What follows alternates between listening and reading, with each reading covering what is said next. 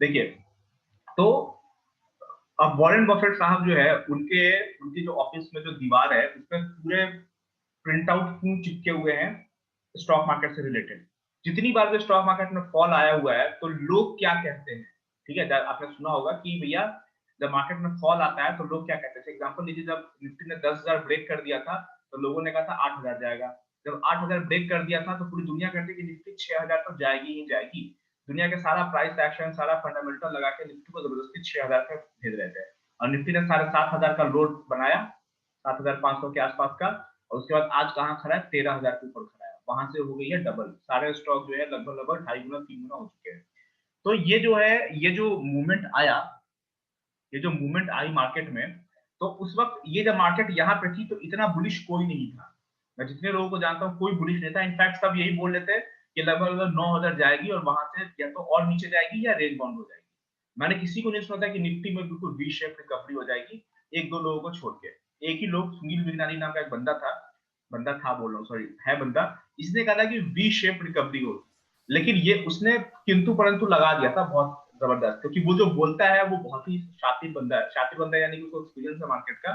उसने क्या कहा था कि वी शेप रिकवरी होगी, और अगर वी शेप रिकवरी नहीं हुई तो मार्केट 3 साल जो है अपने लो के नीचे रह जाएगी। यानी कि जो उस वक्त का निफ्टी का लो था 12,500 कुछ कुछ, जो निफ्टी का लो था बोलो सॉरी, जो हाई था वो बोला कि 7,500 से उठ के 12,300। 350, हाँ। तो ये 7,500 से अगर उठी है तो ये 10,000 के आसपास में जाकर अब फिर यहाँ से रेंज बाउंड हो जाएगी, उसके बाद उसको ब्रेक करेगी। उसने भी बिल्कुल नहीं कहता कि ये इतना ऊपर जाएगा, लेकिन सबसे अच्छा प्रेडिक्शन मुझे लगा किसी का एक्यूरेट तो भैया वो सुनील गुरनानी का मुझे लगा। बाकी जितने भी एनालिस्ट आप टीवी पर देखते हैं सब बकवास कर रहे थे, ठीक है। तो तो लोग क्या कहेंगे, ये न्यूज़पेपर का कटिंग जो है ना वॉरेन बफेट अपने दीवारों पर चिपका के रखते हैं। और खुद वॉरेन बफेट इतना पढ़ते हैं इतना लिखते हैं तो सोचे कि वो अपना नोट्स कैसे बनाते होंगे। तो मैं आपको बोलता हूँ कि भैया सक्सेसफुल अगर आपको होना है तो पढ़ना लिखना बहुत जरूरी है। पढ़ना क्या है, बुक्स को, ठीक है। अगर जिनकी इंग्लिश अच्छी है उनको तो बहुत बढ़िया है भैया, तो पूरी दुनिया की किताब पढ़ सकते हैं। जिनकी इंग्लिश अच्छी नहीं है उनको बोलूंगा कि भैया ठीक कर लीजिए। अगर आपको शेयर मार्केट में रहना है तो बुक्स पढ़ना पड़ेगा आपको। अनफॉर्चुनेटली शेयर मार्केट की सारी बुक्स इंग्लिश में है।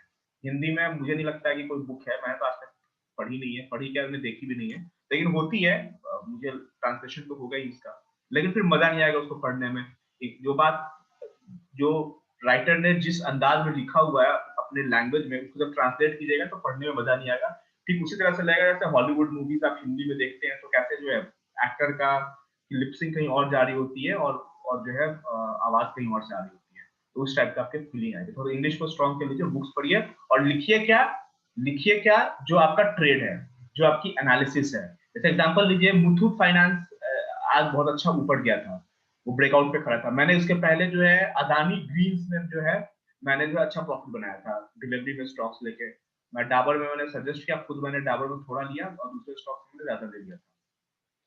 तो मैं ये बोल रहा हूँ कि भैया अदानी ग्रीन्स को में मेरा प्रॉफिट अगर बना तो कैसे बना, मैंने क्या देखा था वो चीज मैंने डॉक्यूमेंट कर लिया। मुथूट फाइनेंस में मैंने क्या देखा था वो चीज मैंने डॉक्यूमेंट कर लिया, ठीक है। और एक चीज और, आप लोगों से किसी ने एक रिकॉर्डिंग एक वीडियो शेयर किया था जिसमें एक भाई साहब है, मैं आपको बताऊं, एक और सुनील मिगलानी के अलावा जो है एक और बंदा है। सुनील मिगलानी, ये नाम नोट कर लीजिए, आप चाहे तो इसको सुन सकते हैं, ये अच्छा बंदा है। लेकिन मेक श्योर कि मैं एक चीज यहाँ पर लिख देता हूँ कि आपको पूरी जिंदगी में जो है वो स्टूडेंट बनना है, फॉलोअर नहीं बनना है। ये 1 लाख रुपए की बात है ये। जिंदगी में आपको स्टूडेंट बनना है, फॉलोअर नहीं बनना। किसी को फॉलो करने की जरूरत नहीं है। आप इसके पास भी जाएंगे तो ये भी यही बोलेगा कि भैया मेरे से सीखो, मुझे फॉलो मत करो। ये कल को मार्केट चेंज होगी सबसे पहले यही चेंज हो जाएगा आपसे पहले। आप उसके पास सर जाएंगे मैं वो फिर, मिगलानी को फॉलो करता हूँ, हाँ बट बहुत सर वो बढ़िया। कैश मार्केट में काम करने, सॉरी कैश कर रहा हूँ, इंट्राडे में काम करने के लिए वो मना करता है सर। बिल्कुल। इंटरडे में काम, और उसका इंटरडे में काम करने के बारे में पूछिएगा तो वो बोलता है काम करो, सेक्टर ओपन करो और जो सेक्टर में जो स्टॉक सबसे ऊपर है उसके नीचे वाले स्टॉक को बाई कर लो। उसका जो टेक्निकल, वो इसलिए मना करता है कि देखिए हर इंसान का जो है ना मकसद होता है कोई भी चीज स्टार्ट करने के लिए। इसका एक कोर्स आता है जिसका नाम है नियो वेव, और एक कोई और वेव ये होता है इलियट वेव, ठीक है। ये कहता है कि भैया आपको इंटरडे ट्रेड करना था, आपको ये दोनों कोर्स सीखना पड़ेगा, और बोलता है कि ये इलियट वेव और नियो वेव बहुत ही कॉम्प्लिकेटेड कॉन्सेप्ट है। तो ये कहता है कि अगर आपको इंटरडे ट्रेड करना है तो ये दोनों कोर्स से सीखिए, और इन दोनों का कोर्स का प्राइस बहुत हाई है, वो चार्ज करता है, वो सिखाता है वो। इसलिए मैं कहता हूँ ना कि सुनील मिलानी का जो मार्केट का लॉन्ग टर्म प्रेडिक्शन है वो अच्छा है, वो चीजों को समझता है, क्योंकि उसके पास एक्सपीरियंस है। अब ये कहता है इंट्राडे ट्रेड मत कीजिए, तो मैंने क्या कहा, हमेशा आपको स्टूडेंट बनना है, आपको फॉलोअर किसी का नहीं बनना है। पहला बंदा है जो आपको, जिसकी बातें आप सुन सकते हैं मार्केट के प्रेडिक्शन के लिए, ठीक है, या मार्केट का जो है साइकिल समझने के लिए। पहला बंदा ये है। दूसरा बंदा एक मुझे बहुत अच्छा लगता है, जिनको मैं जिनकी बातें मैं सुनता हूँ। एक तो सबसे पहले बात तो मैं तो टीवी बिल्कुल भी नहीं देखता, मेरे घर में टीवी है तो वो बच्चा मेरा बेटा सिर्फ उसमें कार्टून देखता है बैठ के। मैं सिर्फ बहुत होता है तो इकोनॉमिक टाइम्स पढ़ता हूँ, बाकी मैं मार्केट में किसी न्यूज को मैं नहीं देखता। एक मनी कंट्रोल के बारे में बताऊंगा जो अभी मैं बताने जा रहा हूँ, जो मैं डेटा मनी कंट्रोल का देखता हूँ वो मैं बताने जा रहा हूँ। और दूसरा एक है संजीव भासीन, या संजीव भसीन जिसको बोलिए, ठीक है। संजीव भसीन एक अच्छा बंदा है, इसकी एनालिसिस सही होती है। लेकिन जब संजीव भसीन की आप बात सुनेंगे तो ये जो बंदा है ये वही बात कहता है, जब संजीव भसीन कुछ भी बोले ना, आप उसका चार्ट ओपन करके देख लीजिए, और आप जो प्राइस एक्शन मैंने थोड़ा बहुत अभी तक आपको सिखाया है, उसको जो है उसको अप्लाई करके देख लीजिए। आप भी कहेंगे अरे हाँ ये तो सही बोल रहा है, अगर ये किसी पर्टिकुलर स्टॉक को ऊपर जाता हुआ दिख बोल रहा है तो आप भी कह देंगे हाँ भाई ये तो ऊपर जाएगा ही। फर्क सिर्फ इतना है कि उसने जो है 2-4 घंटे लगा के स्टॉक निकाले हैं, और आपने 2-4 घंटे नहीं लगा है, आपने स्टॉक नहीं निकाले हैं, इसीलिए जो है आपको वो स्टॉक नहीं मिले। बाकी जो है अगर आप खुद से एनालिसिस करना, जो तरीका मैंने आपको बताया हुआ है, कि अगर आप निफ्टी 500 के स्टॉक्स अगर आपने अपने वॉच लिस्ट में ऐड कर लिए, और निफ्टी 500 के स्टॉक वॉच लिस्ट में ऐड करने के लिए आप हफ्ते में अगर 500 स्टॉक अगर आप देखते हैं, तो आपसे बड़ा एनालिस्ट संजीव भसीन नहीं बन सकता है। मैं एक नेचर का लॉ बताता हूँ। अगर संजीव भसीन स्टॉक ढूंढने में डेली 2 घंटा अगर बाय रूल से डिसिप्लिन से 2 घंटा इन्वेस्ट करता है, आप संजीव भसीन से अगर आपको आगे निकलना है, आप डेली 4 घंटा स्टॉक में स्टॉक ढूंढने में स्विंग ट्रेड के लिए इन्वेस्ट करना स्टार्ट कर दीजिए, आप संजीव भसीन से ज्यादा अच्छे स्टॉक ढूंढने। आप पूछेंगे अच्छा ये कैसे हो जाएगा भैया, ये लॉ है। अगर बॉडी बिल्डिंग कोई बंदा कर रहा है, एक बंदा जो है सिर्फ शाम में बॉडी बिल्डिंग करता है, एक बंदा जो है वो सुबह शाम दोनों टाइम जाता है जिम में, तो जो 2 टाइम जिम में जाता है उसका बॉडी ज्यादा बनेगा। ये नेचर का लॉ है ना। नेचर ऐसा कभी नहीं कह सकता कि भैया जो है संजीव भसीन को ज्यादा दे दो और जो है सरफराज को कम दो, क्योंकि वो संजीव भसीन है और ये सरफराज है। भैया आप संजीव भसीन से पूछिए कितने घंटे लगते हैं आपको स्टॉक ढूंढने में, वो कहेंगे मैं जो है एवरेज जो है हफ्ते में, एग्जाम्पल लीजिए 5 घंटे में देता हूँ स्टॉक ढूंढने में स्विंग ट्रेड के लिए। आप बोले मैं 10 घंटे दूंगा, और मैं चैलेंज के साथ करता हूँ आप उससे अच्छा स्टॉक ढूंढ पाएंगे, लेकिन दिक्कत है कि आप 10 घंटे नहीं दे पाएंगे। ठीक है, निफ्टी 500 के स्टॉक्स खोलिए, आप सपोर्ट पे देखिए कौन कौन से स्टॉक खड़े हैं। मैं 5 मिनट लगाता हूँ मुझे स्टॉक्स मिल जाते हैं, क्योंकि मेरे पास पोर्टफोलियो बहुत छोटा है स्विंग ट्रेड के लिए, तो मुझे इससे ज्यादा जरूरत ही नहीं पड़ती है। आज देखिए मैंने कितने सारे स्टॉक्स मैंने काटे, ये देखिए ये कैंसिल हो गया। देखिए बायोकॉन मैंने लिया था, ब्रेकआउट पे खड़ा था। वेल्थ कॉर्प मैंने लिया था, ब्रेकआउट पे खड़ा था। मैंने बायोकॉन को 420 पे लिया था, 430 पे निकाल दिया। वेल्थ कॉर्प 117 पे निकाल दिया, क्योंकि मुझे वेल्थ कॉर्प मुझे लगा था कि मैंने तो 115 पे लिया था, मुझे लगा था कि यार ये बहुत तेजी के साथ ऊपर जाएगा, तो लेकिन ये बहुत इसमें इसमें मोमेंटम लूज कर चुका था, मैंने निकाल दिया। बैंक ऑफ बड़ौदा मैंने 49 रुपए 48 रुपए के आसपास लिया था एक हफ्ता पहले, एक आज 51-50 पे मेरे ख्याल से निकाल दिया इसको। ब्रिटानिया को मैंने निकाल दिया क्योंकि पैसे इसने होल्ड करके रखे थे। मुथूट फाइनेंस मैंने लिया था उसी वक्त निकाल दिया। बर्जर पेंट को मैंने 640 के आसपास लिया था, 50 पे निकाल दिया।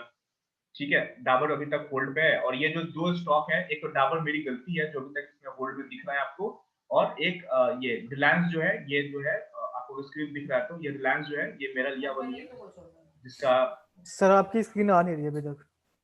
अरे यार तो बोलना चाहिए ना, मैं बोले जा रहा हूँ। देखिए ये सारे मैंने काटे हैं, सारे प्रॉफिट में काटे हैं, और इतने स्टॉक को ढूंढने में मुझे 2 मिनट लगा था। 2 मिनट में सारे स्टॉक मुझे मिल जाते हैं। क्यों? क्योंकि मेरे पास में ऑलरेडी वॉच लिस्ट में सारे स्टॉक्स एडेड हैं। मैं क्या करता हूँ, 4 घंटे का चार्ट लगाता हूँ, देखता कि वो कौन सा स्टॉक है जो सपोर्ट पे खड़ा है। 4 घंटे के चार्ट पे जो सपोर्ट पे दिखता है उसको बाई कर लेता हूँ। और क्योंकि मैं बहुत ही छोटे क्वांटिटी में बाई करता हूँ, एक स्टॉक में जो है 10%, 15% से ज्यादा पैसा नहीं डालता, तो ऐसे भी मैं बिल्कुल इत्मीनान से बैठा रहता हूँ, पैसा मल्टीप्लाई होता रहेगा, कंपाउंड होता रहेगा। लेकिन बात है कि आपको उतने नंबर ऑफ आवर्स देने पड़ेंगे। ठीक है, तो मैं बता रहा हूँ number of hours, number of घंटे जो है आपको देने पड़ेंगे स्टॉक मार्केट में। निफ्टी 500 के स्टॉक को आपको रेगुलर ट्रैक करना पड़ेगा, आपको अपने सारे ट्रेड को डॉक्यूमेंट करना पड़ेगा।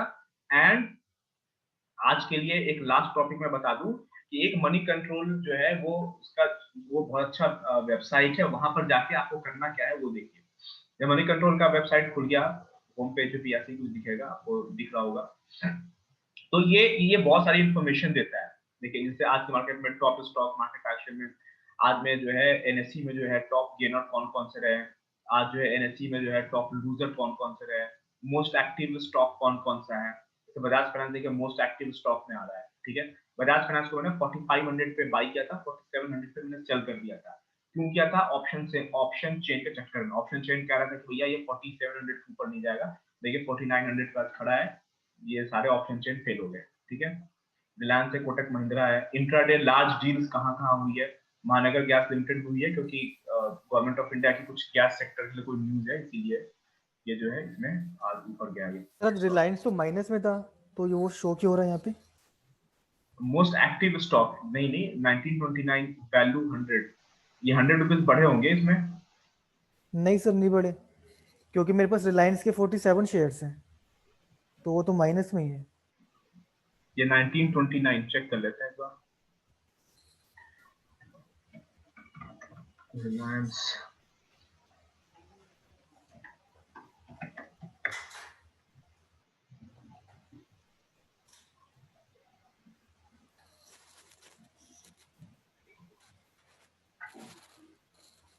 ये तो लगभग जहाँ ओपन हुआ था वहीं पे क्लोज भी हुआ है 19, ओपन प्राइस मेरे ख्याल 1944। 3-4 रुपए माइनस में था आज। नहीं क्लोजिंग इसने अच्छी खासी ऊपर दी है, बिल्कुल लास्ट मोमेंट पे, ठीक है। नहीं सर मेरा तो। आपने रिलायंस का कुछ और लिया हुआ है ना, रिलायंस का एक जो सब्स्टिट्यूट है वो लिया हुआ जो 1000 रुपए का है, राइट। जी जी हाँ जी हाँ जी। वो इसमें थोड़ा सा फर्क आता है, वो चलता है इसके थ्रू, ये ऊपर जाएगा तो वो भी ऊपर जाएगा, वो नीचे जाएगा तो वो भी नीचे जाएगा, 19-20 का फर्क रहता है फिर। ये रिलायंस इंडस्ट्रीज है ये, ठीक है, ये रिलायंस इंडस्ट्रीज है। आपने जो लिया वो कुछ और है, वो रिलायंस का सब्स्टिट्यूट है।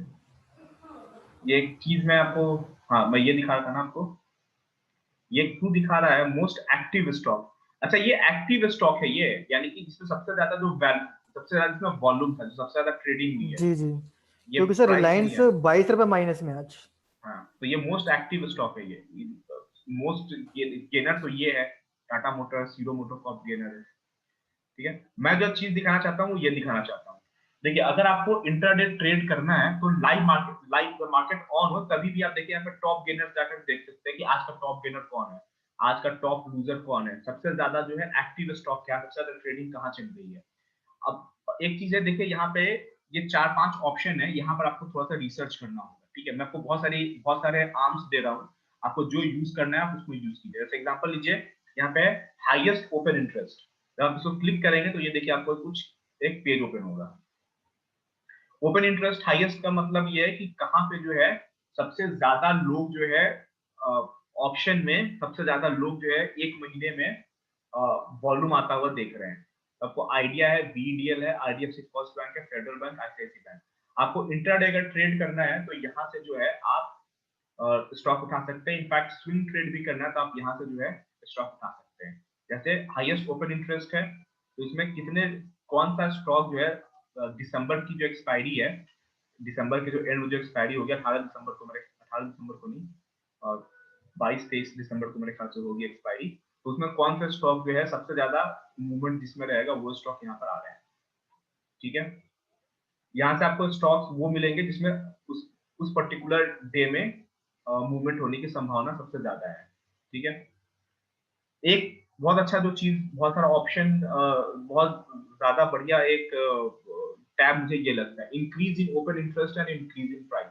इसका मतलब होता है कि कहाँ पे लोग सबसे ज्यादा किस स्टॉक में ऐड हो रहे हैं, और लोग आ रहे हैं और उस स्टॉक का, पर्टिकुलर स्टॉक का प्राइस भी ऊपर की तरफ भाग रहा है, ठीक है।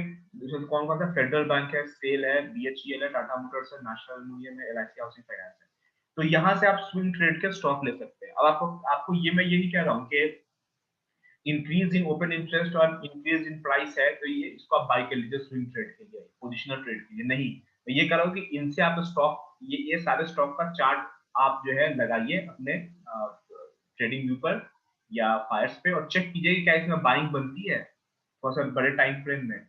और increase in open interest and increase in price का मतलब ये है कि ये एक दिन में जो है ओपन इंटरेस्ट बढ़ा और अगले दिन ओपन इंटरेस्ट कम नहीं हो जाएगा। इसमें ओपन इंटरेस्ट बढ़ रहा है और प्राइस भी बढ़ रहा है, यानी कम से कम 2-4-5 दिन जो है इसमें अच्छी रैली रहेगी प्राइस की, तो यहाँ से आपको जो है स्टॉक मिल सकते हैं। तो यहाँ पे आपको ये समझना है कि increase in open interest and increase in price का मतलब है कि जहाँ पे वॉल्यूम भी आ रहा है और प्राइस भी ऊपर जा रहा है, ठीक है। अगला है increase in open interest and decrease in price. इसका मतलब है कि लोग वहां पर आ रहे हैं और प्राइस नीचे जा रहा है, यानी कि जो लोग आ रहे हैं वो क्या कर रहे हैं, वहां पर सेल कर रहे हैं। तो यहाँ पर जो है इंट्राडे में अगर आपको सेल करना है और अगर निफ्टी नेगेटिव है तो यहाँ से आप स्टॉक को निकाल सकते हैं। Increase in open interest and decrease in price, अगर इंक्रीज ओपन इंटरेस्ट बढ़ रहा है और लोग अगर बाई करेंगे तो प्राइस ऊपर जाना चाहिए, लेकिन वो क्या रहा है, लोग आ रहे हैं लेकिन प्राइस नीचे जा रहा है, यानी कि जो लोग आ रहे हैं वो उस स्टॉक को शॉर्ट कर रहे हैं, सेल कर रहे हैं, ठीक है। तो यहाँ से आपको सेल साइड के स्टॉक मिल जाएंगे। तो जो लोग फ्यूचर में ट्रेड करते हैं, जैसे कोटक महिंद्रा बैंक फ्यूचर, दिसंबर का फ्यूचर, अगर उनको पोजिशनल सेल करना है, वो 2-4 दिन अपने पास रखना चाहते हैं सेल करके पोजिशनल, तो वो यहाँ से स्टॉक को चुन सकते हैं, ठीक है। तो आपको अगर स्विंग ट्रेड करना है तो कहाँ से उठाना stock, increase in open interest and increase in price. ये सारा जो है आपको, ये स्टॉक आपको कहाँ से मिलेंगे, आप खुद से भी निकाल सकते हैं, लेकिन उसके लिए एक्सेल शीट जो है आपको डाउनलोड करना पड़ेगा एनएससी के वेबसाइट पर जाकर, 2-4 फॉर्मूले लगाने पड़ेंगे, लेकिन ये सब ऑलरेडी किया कराया यहाँ पर मिल रहा है आपको रेडीमेड, आपको उसको यूज सिर्फ करना है, सर ठीक एक है। बार एक्टिव कॉल्स देखना। कहाँ पे ये वाला हाँ जी हाँ जी। एक्टिव कॉल्स, देखिए इसमें क्या डेटा दे रहा है। यहाँ पे ये दिखा रहा है कि कौन कौन से कॉल ऑप्शन जो है ज्यादा एक्टिव है, लेकिन ये फिर से ये ऑप्शन चेंज की बात होगी। यहाँ पे दिखा रहा है कि 3 दिसंबर के एग्जाम्पल में, 3 दिसंबर के एक्सपायरी में 13,000 का कॉल जो है वो सबसे ज्यादा, जहाँ से कॉल की अनवाइंडिंग हुई है, सबसे ज्यादा कॉल से लोग निकले हैं बाहर। इसने हाई 148 का बनाया है ये। एनीवेज मैं आपको सिर्फ ये बोलूंगा कि ये सब डेटा पे नहीं जाइए, ये पर्टिकुलर डेटा पे, एक्टिव कॉल्स और एक्टिव पुट पे, ये सारा डेटा आपको एनएससी के वेबसाइट पे भी मिल जाएगा ऑप्शन चेन में। ये जो डेटा दिखा रहा है उसका आप नॉर्मल जो ऑप्शन चेन मैंने आपको पढ़ना बताया था, वो आपको ओपन इंटरेस्ट आपको वहां पे भी दिख जाएगा, ठीक है। अगर आपको स्विंग ट्रेड करना है, स्पेशली जो ज्यादातर लोग आप लोग करते हैं, तो उसके लिए जो सबसे अच्छा टैब है वो ये है, increase in open interest and increase in price. आप यहाँ से स्टॉक को निकालिए और उसका चार्ट लगा के देखिए थोड़ा सा बड़े टाइम फ्रेम में, 1 आवर का या फिर 4 आवर का, और देखिए कि क्या वो ब्रेकआउट पे खड़ा है या ऊपर, या लगातार ग्रीन कैंडल बना रहा है। अगर कोई स्टॉक यहाँ पर दिखा और वो आज क्लोजिंग उसने ग्रीन में दिया है, तो इसका मतलब यह है कि अगले ट्रेडिंग सेशन में वो ग्रीन में ही क्लोजिंग देगा और वो ग्रीन कैंडल ही बनाएगा, तो आप उसको जो है बाई करने की सोच सकते हैं, ठीक है। अब इसका ये सबसे इंपॉर्टेंट टैब है, increase in open interest and decrease in price, मतलब जो लोग आ रहे हैं वो स्टॉक को शॉर्ट कर रहे हैं।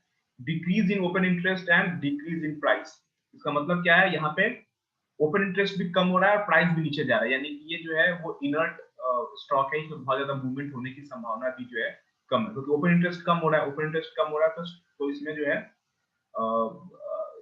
इसमें वॉल्यूम कम होगा, वॉल्यूम कम हो रहा है और प्राइस भी नीचे जा रहा है, तो स्विंग ट्रेड के लिए तो ऐसे भी जो है ये बढ़िया स्टॉक नहीं है। वैसे इसमें जेएसडब्ल्यू स्टील दिख रहा है, जेएसडब्ल्यू स्टील तो अपना 52 वीक हाई पे है, 6.36% का ऊपर का सर्किट लगा है इस पर, तो फिर ये डिक्रीज में क्यों आ गया ये परसेंटेज डिक्रीज। अच्छा ये ओपन इंटरेस्ट में इसमें कुछ चेंज आया हुआ है, ठीक है। देखिए इसलिए बोल रहा हूँ कि अगर आप प्राइस एक्शन के हिसाब से अगर आप ट्रेड करना चाहते हैं तो इसमें बहुत ज्यादा इसमें इसका मतलब समझने की जरूरत नहीं है। आपको यहाँ से स्टॉक्स मिल जाएंगे जो आपको दिखाएंगे कि कौन सा ब्रेकआउट पे खड़ा है, जैसे मैंने आपको कहा ये जो खुला हुआ है अभी, वो है कि वो कौन सा स्टॉक है जो जिसमें ऑप्शन का डेटा भी कम हुआ है और प्राइस भी नीचे गया है, उसमें जेएसडब्ल्यू का नाम आ रहा है, ठीक है। जो कि जबकि जेएसडब्ल्यू स्टील क्या है, 52 वीक हाई पे है। यहाँ का थोड़ा बहुत चेंज कर सकते हैं।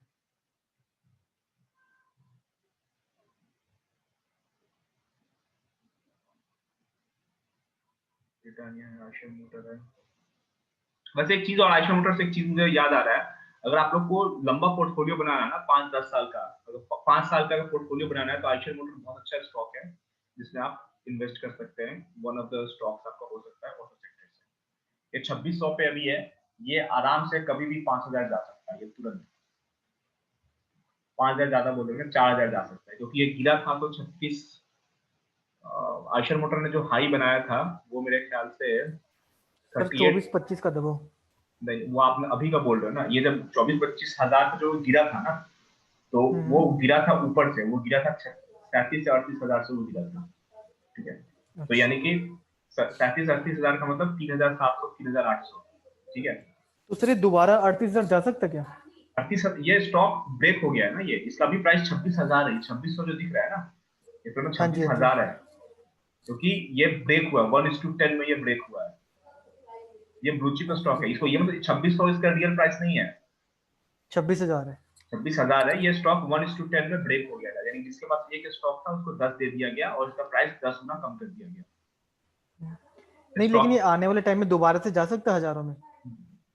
ये ये बहुत ऊपर जाने की संभावना है इसकी। ये जो है अभी 2600 है ना, अगर अभी ये स्टॉक स्प्लिट नहीं हो रहा है तो ये कभी भी जो है वापस 5,000 जा सकता है और बहुत जल्दी जाएगा, क्योंकि आपको पता है कि ऑटो सेक्टर के सारे स्टॉक, चाहे वो टाटा मोटर्स हो, टीवीएस मोटर हो, हीरो मोटोकॉर्प हो, ये सारे अपने ऑल टाइम हाई पे चल रहे हैं, right. Eicher motor all time high पे नहीं है, ये अंडर परफॉर्म कर रहा है, तो इसको ऊपर जाने की संभावना इसकी पूरी पूरी है, और ये ब्लू चिप है, ठीक है। तो Eicher motor one of the best stock है ऑटो सेक्टर का, जो अंडर परफॉर्म कर रहा है, सारे स्टॉक भाग गया, यही बचा हुआ है भागना अभी तक। इसको अब तक जो है कम से कम 3500 4,000 के आसपास, 3500 तो कम से कम होना ही चाहिए था, अभी 2500 पे, तो 1,000 रुपए की रैली इसमें बाकी है। तो मैं आपको बोलूंगा अगर आपको स्विंग ट्रेड करना है तो ये जो टैब है, increase in open interest and increase in price, इसको जरूर देखिएगा, यहाँ से आप स्टॉक निकाल लीजिए। ट्रेड आपको प्राइस एक्शन के हिसाब से लेना है, यहाँ से आपको सिर्फ स्टॉक सेलेक्ट करना है। आज का सेशन रहने देते हैं, अब सेशन कल नहीं होगी, परसों होगी, और परसों से प्योर प्राइस एक्शन होगा। परसों से जो है मैं पर्टिकुलर प्राइस एक्शन का टॉपिक जो है मैं लिख कर लाऊंगा और उसके बारे में हम बात करेंगे। कोई क्वेश्चन है आप लोग का? सर एक क्वेश्चन था, जैसे सेबी की मतलब जो न्यूज आई है मार्जिन वाली, तो हाँ, इससे मंडे को मार्केट पे कोई इफेक्ट पड़ेगा क्या? वॉल्यूम कम हो जाएगा, नहीं, क्योंकि वैसे माइनस में होगी या पॉजिटिव में होगी? देखिए प्राइस पे कोई बहुत ज्यादा फर्क नहीं पड़ने वाला है। अच्छा। आपको जो है जैसे एग्जांपल लीजिए, होगा क्या कि वॉल्यूम जो है ना, वो वॉल्यूम कम हो जाएगा। जैसे कि एग्जांपल लीजिए, आपको आपको बैंक निफ्टी में दिखते हैं कितने, मान लीजिए 4 लाख बायर दिखते हैं और 5 लाख सेलर दिखते हैं, इस तरह का डेटा दिखता है ना, वो वॉल्यूम कम हो हाँ जी, जाएगा। हाँ हो जी। सकता है वो 2 लाख बायर और 2.5 लाख सेलर, इस तरह से कुछ दिखेगा, क्योंकि लोग कम ट्रेड करेंगे ना अब। और बाकी जो कैश मार्केट वाला होगा वो तो प्रॉपर पूरा सही होगा, उसमें तो कोई दिक्कत नहीं आएगी? यानी कैश मार्केट वाला भी, उसमें भी वॉल्यूम कम होगा, क्योंकि उसमें भी थोड़ा कम होगा, क्योंकि अभी जो है वो मार्जिन कम हो गया। अभी मार्जिन कितनी है मेरे ख्याल से, अभी जो है वो सर्कुलर 5 में पोस्ट टाइम्स। कर दूंगा, अभी 5 टाइम्स तो वो बाद में होगा, अभी 10 गुना मिल रहा है मार्जिन। अच्छा, अभी 10 टाइम्स। मंडे से 10 टाइम्स होगा, 5 टाइम, 5 टाइम्स मार्जिन जो है 6 महीने बाद से होगा, ओके। ठीक है। चलिए फिर तो आज का सेशन खत्म करते हैं, अगर कोई क्वेश्चन नहीं है तो फिर हम लोग डे आफ्टर। हाँ संदीप जी बताइए।